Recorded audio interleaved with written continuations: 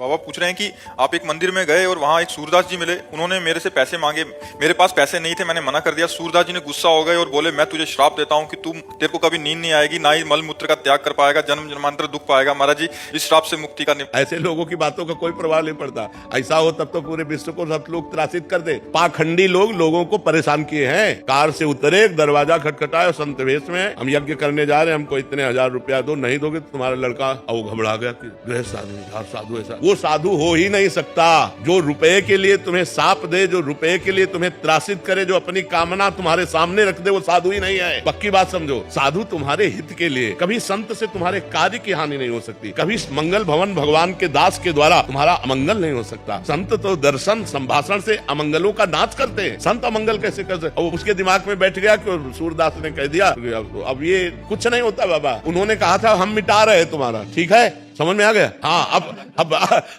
थोड़ा मूंग की दाल और फुल्का पाओ, पूड़ी कचौड़ी मत पाला, नहीं सांप लागू हो जाएगा।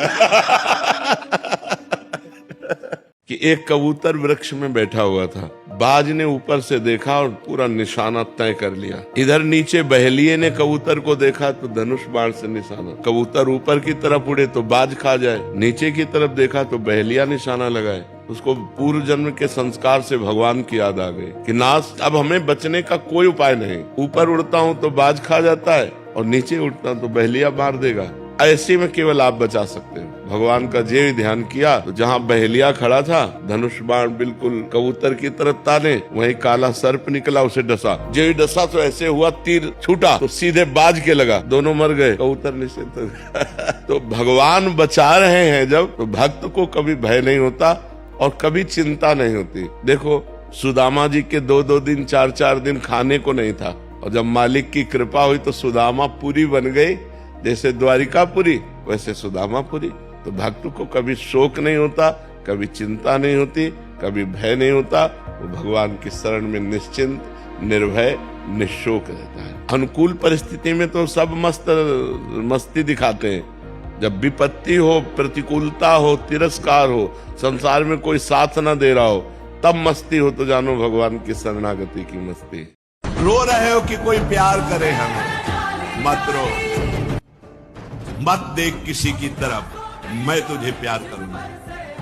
मेरा केवल नाम ले, अगर सब दुखों से दूर न कर दूं तो कहना जय जयकार।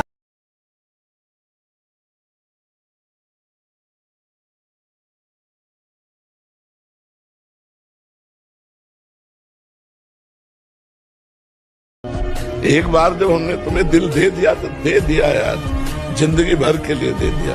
अब तुम अगर हमें मार भी डालोगे तो हमारा दिल तुम्हें आशीर्वाद देगा। अर्धांगिनी वही है जो अपने पति के अनुसार चले। वो ऐसी कामना करेगी ही नहीं, वो तो कोशिश करेगी कि हम पति से कोई कामना न करें, उनके ऊपर कोई भार न पड़े, वो सुखी रहें, वो प्रसन्न रहें। ऐसी पत्नी मिलना बड़े भाग्य।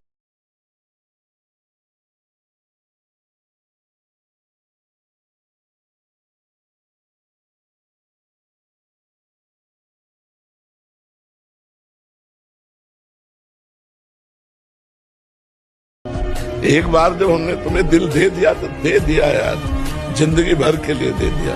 अब तुम अगर हमें मार भी डालोगे तो हमारा दिल तुम्हें आशीर्वाद देगा।